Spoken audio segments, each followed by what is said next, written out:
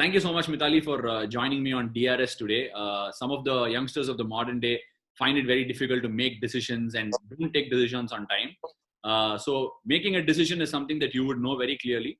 What has been some of the most toughest decisions you've taken?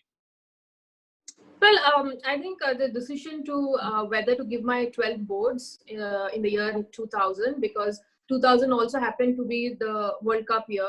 2000 World Cup, One Day World Cup was held in clashing the tournament, supposed to be the selection games to pick the team for the 2000 World Cup. The team I wanted to give my boards because I didn't want to be lagging behind in my group of friends, because those days studies was given a lot of importance. And so I told my decision to my dad that, I wanted to give my boards. But my parents wanted me to, go and play that tournament. In fact, my mother was the one who persuaded me to, participate in that tournament, is because she felt World Cup is something which comes once in 4 years, whereas the boards you can give even in September or next March. So she said, think over. And I got around 3 to 4 days to come around and accept, and chose to play that tournament. Eventually I got picked. But there is something which I told myself, is that if I am letting go my boards, I think it better be, worth it, that I get picked in the 11 and get to play, not just sitting in the sidelines or giving water, but it should be worth it. And so I trained accordingly. I got an opportunity. I played that World Cup. So I think that was probably the beginning of the choices that I had to make in a long career span. Right. In the modern day, and probably in a country like ours, it should have definitely been difficult, because you're talking about the early 2000s. And by the time you had come in, you had made a range of noises about how good a cricketer you were. But what was it like getting into girls' cricket itself? I mean, you must have been really young. How challenging was it to actually go and communicate this to the society? There must have been social pressures around you. Yes, surely your parents backed you. But what about the rest? How did you perceive it? How did you get on with it? Well, I guess we had a lot of hiccups from our family itself. My grandparents didn't wanted me to play sport. I mean, it didn't matter whether it was cricket or hockey, whatever. They just didn't wanted girls to be in the sports field. And I think the challenges started from home. And I was pretty much cocooned by all the negativity within the family. I mean, thanks to my parents, I never really had to deal with that. But when it came to the society in general, I think it could also be lack of ignorance from people to actually have the knowledge women's cricket existed. And maybe because we were not under BCCI, maybe because the matches were not televised. So a lot of times when we were traveling, we were seeing those kit bags, a lot of people would ask us, is it hockey, Indian hockey team or a state team? And when I would say, no, we are cricketers, and they would like, oh, women cricket, or do you change the rules? Do you play with tennis ball? Because it would be very hard for the girls to take the hit on their body. So these things were a common, comments that one would face way back. But I think if I have to see the larger picture, it was very important for us to play for India. I think that was the biggest, a motivation that you want to wear India colors, and these things mattered very less. Probably didn't really worked on our mind that much to what was happening on the ground. So yeah, interesting that you said that people would ask you whether you'll change the rules, the ball will hit you, will you be able to take the hit, and so on and so forth.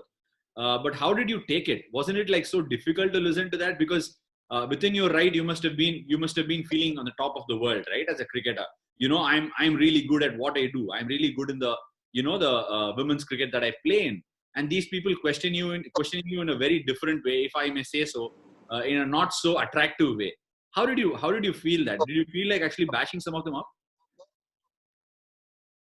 well, by nature, I'm not someone that aggressive to bash up somebody, but I'm very good at ignoring things.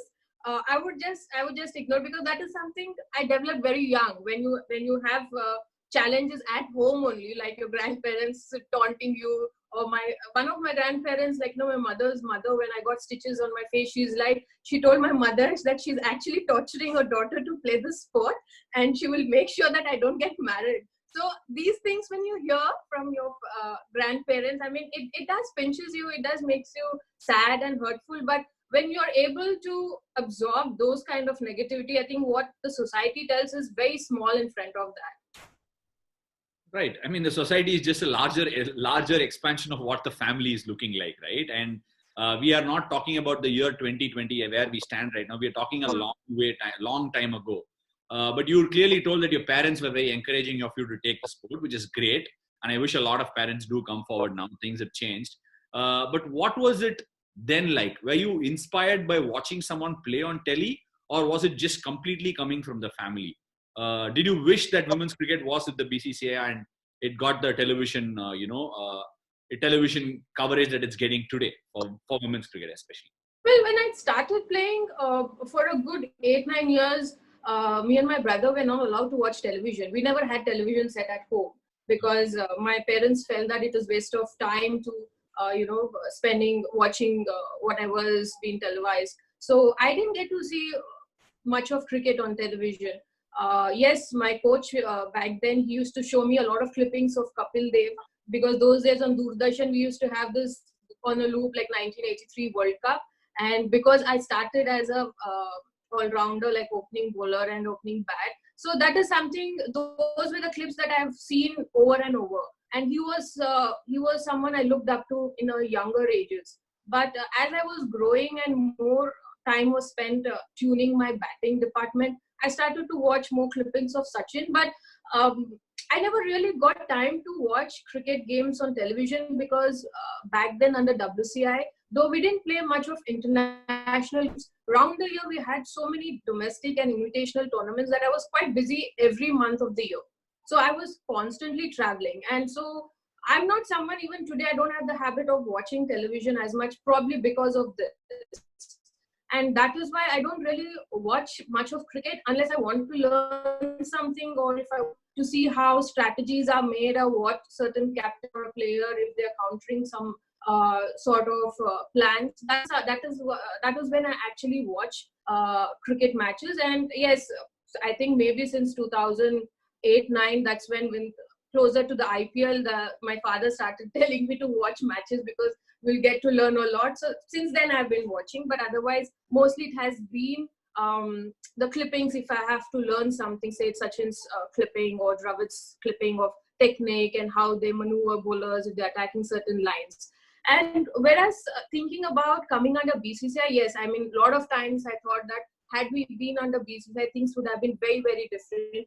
For starters, the 2005 World Cup runners-up, things would have started way back. The evolvement of women's cricket, what has happened since 2017, it probably would have happened in 2005 itself had we been under BCCI. And maybe a lot of talented players wouldn't have vanished without the proper structure in domestic cricket, or trying to find sponsors who can give them bat deals or equipment deals, or camps or state associations, if they can give them the facility. A lot of good players, probably they could not extend their career with so much of talent, is because maybe we were still under WCI way back and things were very, very difficult. In fact, there were times when if we have to tour New Zealand, I'm sure you know how far New Zealand is. And, we would travel in economy and then go and play within 2 days. We are playing an international game. So we never get time to acclimatize or go through the tightness of the muscles. We never knew how to, stretch ourselves and how you can get match ready those days. We absolutely had no knowledge about if we are injured, how do we go about. Now, yes, the current generation enjoys the facility in NCA. We know how we can take care of ourselves. What are the basic things that a physio tends to explain to a younger players if they are injured, or back home if they're training. So I think these things do matter for a young cricketer. Right. It's interesting that you've said how much the game has changed from playing for WCI and then moving on to BCCI and all that, and how the improvements could have been a lot earlier if BCCI had come on board.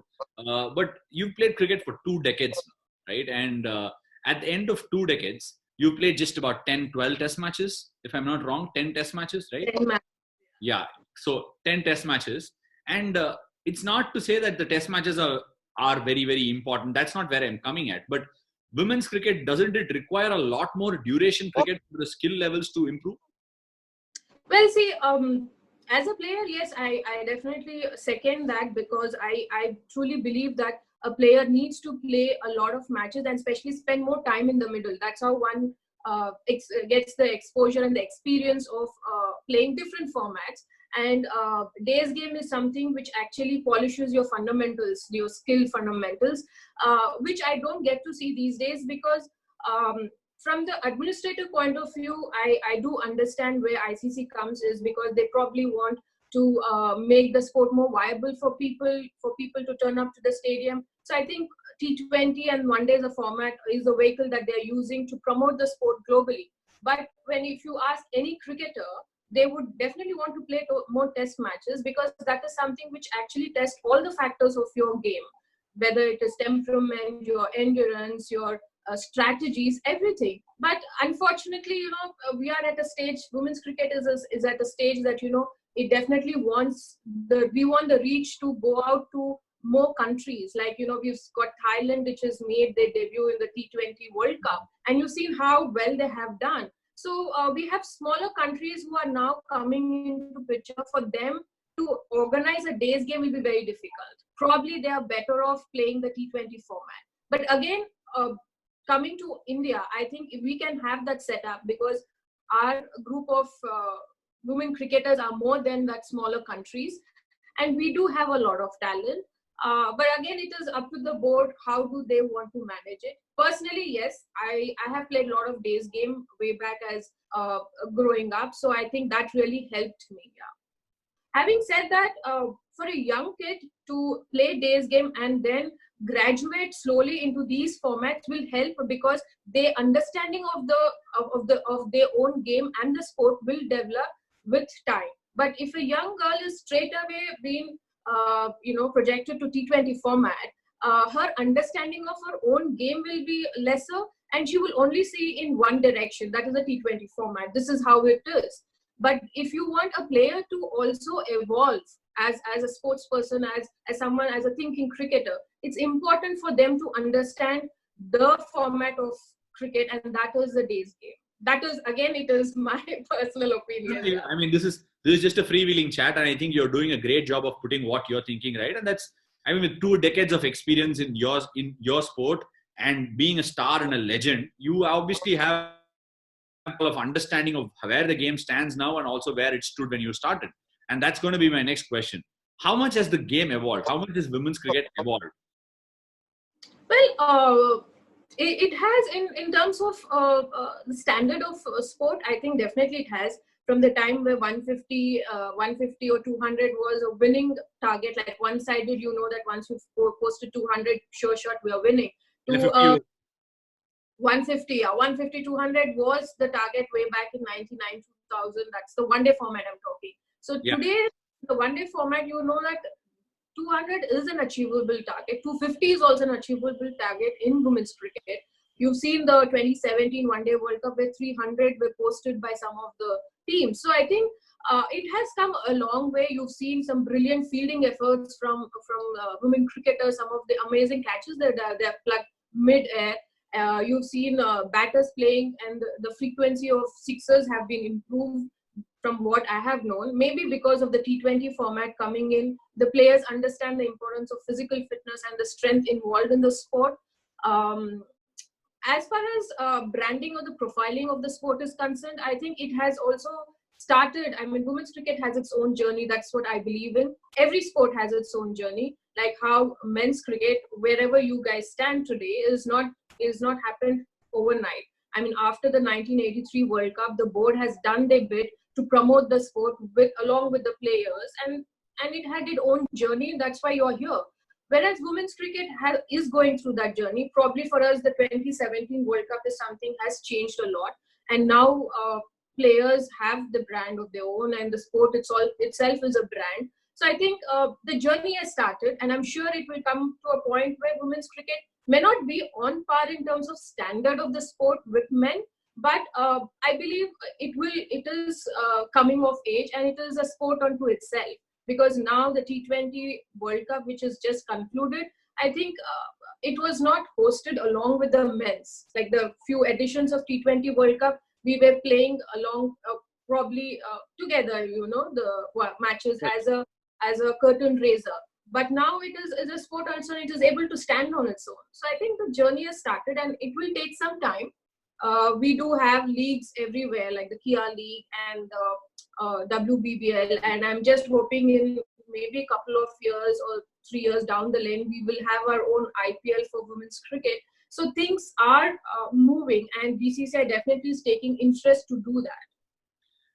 It's perfect that you said that, right? In 1983, Kapil lifted that famous Prudential World Cup, and then later on, Sachin Tendulkar emerged on the scene and gave such delight to everyone watching the sport. And now recently, MSD won the World Cup in 2011, and all these things are memories that stick in your head as a cricket fan or as a cricketer.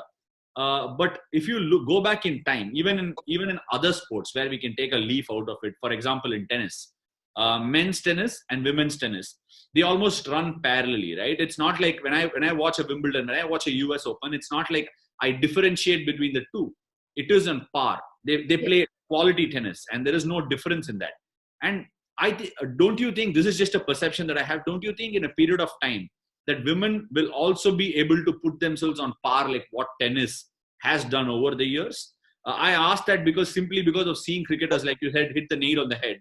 Someone like an Alisa Gardner, an Elise Perry, and someone like maybe Harmanpreet Kaur, Smriti Mandhana, all these people. And there are a lot more names around the world who are hitting these ball out of the ground at will. So don't you think in a few years' time that we will be able to put it on par like how tennis has managed to do? Well, I am not of an opinion to say compare things. Men's cricket is good in its own way. So is women's cricket, because when we started televisation of matches, people saw women's cricket as something like refreshing for them. Then seeing men's cricket round the year, switching channels, and you always see men's matches going on, but never got to see women's game. So I think people enjoyed that change, and I would definitely say that. I'm not sure about tennis, but I definitely feel women's cricket should be seen as a sport unto itself, and not be compared with men's cricket, because it is even today. I think even with our own different journeys, everybody have different journeys. We still are compared to men cricketers, whether it is how much we earn, or how many followers we have, or how many people we attract into the stadium. So everything is, again, boils down to comparisons. But people don't understand that there is a lot of difference into men's cricket and women's cricket. Whereas men's cricket today, maybe women's cricket will find itself in 10 years down the lane. It is just not now. We are probably way back what men's cricket was maybe in the 90s. So that's where women's cricket stands now. If we go on to win one of the ICC World Cups, whether one days or T20s, and start to be consistent at international level, maybe we'll also find more branding. We'll find more people following the sport, and they definitely are.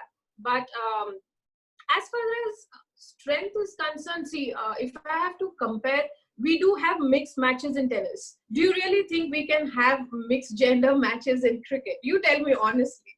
No, see, that's exactly where I was driving. I'm not for one saying that men's cricket and women's cricket aren't on par. That's not my idea of saying it. I'm saying they will eventually get in par, like you said, 10 years down the line. But if they do get in par, I'm just asking your opinion if it is ever going to be a possibility that you will see a mix. That was going to be my next question. But like you said, if the power production and the change in the the pace of the game happens in a due course of time, then sure, why not? It's definitely possible. I see it in a very positive spin of things. Well, see, most of the women cricketers, we do play, boys bowling just before international series. We do play that because we know at some level we need to compete, because that's what international cricket is right now in women's cricket. But if you see, the fastest ball a women cricketer has bowled is around 122. Whereas a Ranji Trophy player bowls faster than that. He's not even India player or international cricketer. So I think that when it comes to strength, we probably can never match especially in this sport. I don't know, we may not be able to match what the international standard for men's cricket is, because you all are way ahead. in terms of your strategies, your cricket and everything. And we are always trying to catch up. We are always looking up to you all to understand the sport and how we can improve ourselves. If we have to learn, we are watching men's cricket to learn that. So Yeah. I think that according to me, when it comes to physical power, we probably may not. I mean, I cannot see a woman cricketer bowling around 140 or 145. Whereas batting is a skill that, I can see maybe we will come to a point where we'll be able to handle 140. But Right. bowling is completely different. So again, I don't know. It's debatable as on today, but let's see where we end up. Yeah. No, but however, I loved something that you said, where you said, men's cricket must be viewed differently and women's cricket must be viewed differently. These are two different entities, and it's very unfair to compare the both of us. But unduly in our country, it does tend to happen. And how much does it disturb people like you inside the team when you're going for a campaign? Are you going out there with an intention to prove people, saying, you know what, we are very good at what we do, we will show you, because the results are very clearly visible. We played the final at Lords, then we played the final in Australia this year again in the T20 World Cup. The results are there to be seen. Is there any sort of a motivation, or is just a proper evolvement of the cricketers? Well, sometimes it does, it does hurt when people do say something like, okay, the men cricketers are earning so much, or okay, if it was the men cricketer around, you would have a lot more people around, but because you love women's cricket, so the sport doesn't attract too many people. So listening to these things, yes, it does somewhere hurts you, but I think it is very momentary. But we do understand that we have to look a bigger picture is when you get onto the field, you're representing your country in that field, and you would want to do well so that the same people at some point will stand up and probably watch the performance. And that is what happened, because all through my career, I'm sure most of other cricketers, women cricketers, would have faced these comparisons everywhere, not only in society, at home also. Sometimes some of my teammates say that, my parents told me कि अगर लड़का होता तो अभी तक तू India खेलता तो बहुत चीजें अलग होती, अभी तुम्हारे वुमेन्स क्रिकेट में पैसे ही नहीं है, तो why are you putting so much of energy, or why are you, sacrificing so much that the sport doesn't give you anything? These were the talks way back, but things have changed, because once you see the matches on live, people start to actually watch, and what you see is how you make your opinion. You don't make your opinion reading, and how much in today's time, how much people read newspapers? Nobody does. Everybody like to see things and then make an opinion.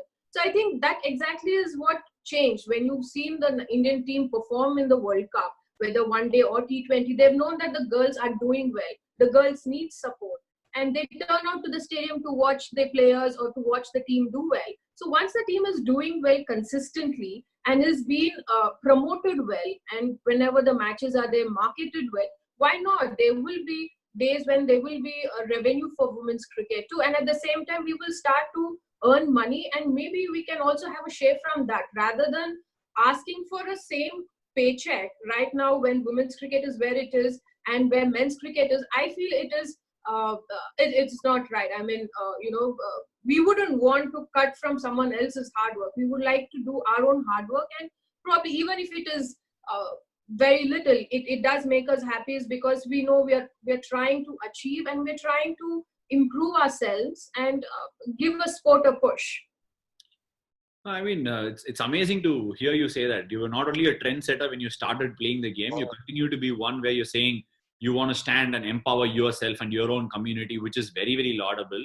But just going back in time a little bit, Mithali, I remember my first time when I saw you. I don't think you would have known me. I was playing some under-17 cricket at Gymkhana, and you were practicing at the Gymkhana with one of your coaches wearing your round floppy hat.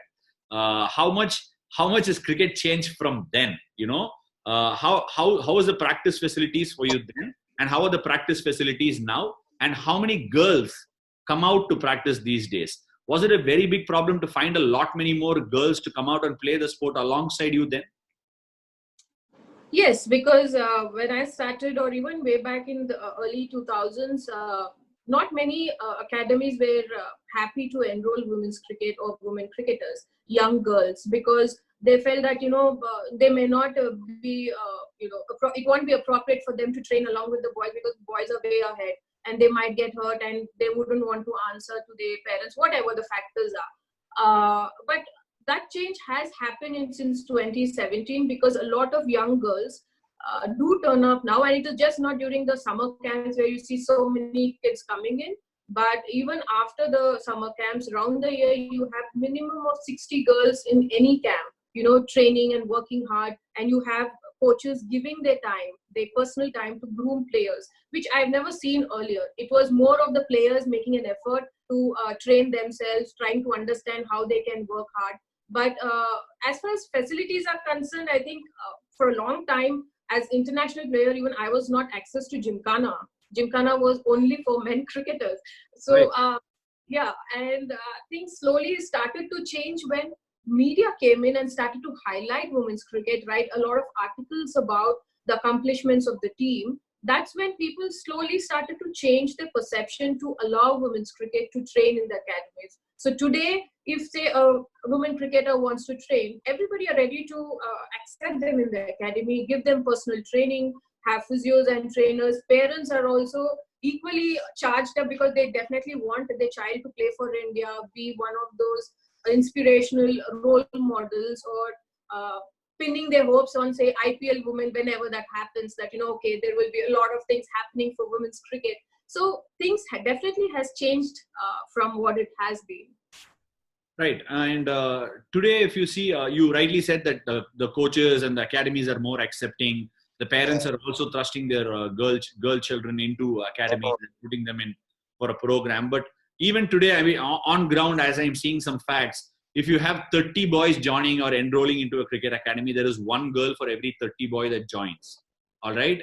Do you think it is still because parents are stuck up in the times of not wanting to send girls out into the heat? Even some of the cases where parents are very reluctant to send these girls because it's a co-education academy, right? They're much happier to send their girls for school if it's co-education, but not for cricket. Where do you see this sort of mix? Well, I did have somebody reaching out to me to open an exclusive women's academy because this is the reason that he told me that the parents are not allowing the kid because they don't want the girl to practice with the boys. I think I just turned around and I said, is this what you want to support? Is this kind of thinking that you want to support when we've fought all through our careers that, this is something we don't want it. We want people to acknowledge girls and boys together as it's a sport, and they should look at it as a cricketers. It's not like, okay, she's a girl so she should have a different timing, or a boy he shouldn't be training, because at the end of the day, I know that if I train with the boys, that is going to help me in my development as a cricketer and as a athlete. And that has been the big factor, because right from the beginning I've always trained with the boys. And if people see that, okay, if I'm a good cricketer, then that is one of the reasons why I'm good, because I've always trained with the boys. And boys never give anything easy. They literally don't give. Trust me, one drive and the next ball is right aimed at your head. I mean, there is absolutely no sort of discount that, okay, she's a girl. So I think that is what actually works, because that gets the best out of you. You don't want to train with the girls and remain at the same level like the rest of you. If you want to improve, you always try to aim or try to train with the person who's better than you.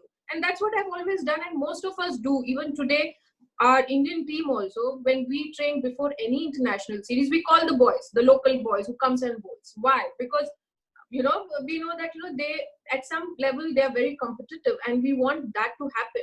So I definitely didn't want that guy to have an exclusive women's academy, because I think we are sending a very wrong message if we do that. And to the parents also, I guess you need to be a little more open if you want your young kid to play for India. These are the things that you need to overlook, and these are things that you need to, we are progressive. If we call ourselves progressive, I think this is not the thinking that we should have. Just give the same opportunity to the girls, give the same facility to the girls, and then see how they bloom. Because if you start to cut corners and tell them go in this timing only, or train with these girls only, I mean, somewhere you're limiting their own ability. I'm really enjoying this, getting a completely new perspective and new voice out there, and it is so interesting to listen to you. And so I'm not going to let you go as of yet. I want to couple two things, because you said early on in this interview that this is not quite an interview, in the chat where you said that girls and boys, do you see a mixed gender game in the future? Is it going to be possible? Now, my question is, right from a young age, let's say of 3 or 4, we have these co-education systems where boys and girls are studying together. And we do get results where girls and boys are producing equally quality results at the end of high-class examinations, whatever examinations. If we start early, because I'm suggesting this example, in a recently concluded under-12 tournament where we awarded trophies, the man of the series was a girl. And she was the only girl that was participating in the entire competition. So if we blood them in young and girls and boys practice together from under 10, is there a possibility that we might have a mixed gender game 10, 20 years later? Well, as far as mixed gender is concerned, I think I've played a lot of mixed gender corporate tournaments. Like, I've played a lot of the 7-a-side, 8-a-side matches as under 19 kid, and we always had 2 of women's team playing those tournaments. So I think I don't know if I have to talk about mixed gender at international level. It is very difficult to come to a conclusion now, but I'm of a suggestion that if we can have girls playing under 12 with the boys, even state, that's what I don't know how BCCI would take it up, but say having board games where boys and girls are playing the same level. I mean, why can't we start there? Why can't we start at the bottom rather than thinking about at international or Ranji level? But if we can have young girls playing under 10, under 12, maybe under 14, and see the same girls how they fare in under 16 women's tournament, maybe you might find a lot of difference in their own game. It will not take that many years for them to gain experience what they gain playing under 10 and under 12, because the boys in under 12 and under 14 itself are very, very good. So the girl has to step up to compete with them to get her place in the level. So there you're probably building that the factor that is very important when you're playing different levels or playing international level. And at the same time, there are so many instances where I have sat with the male cricketers and enjoyed my talk with them. I always discuss game, and they always have a very different approach to the sport. And that actually helps me, because if this approach is what I'm looking at, they are looking at it very differently. And that approach, if I carry onto the field as a captain, that helps. In fact, I have actually probably taken their idea and I invested in my own captaincy, and that actually paid results. So that is when your interaction with male cricketers also help. Your interaction with young boys, leave alone international players.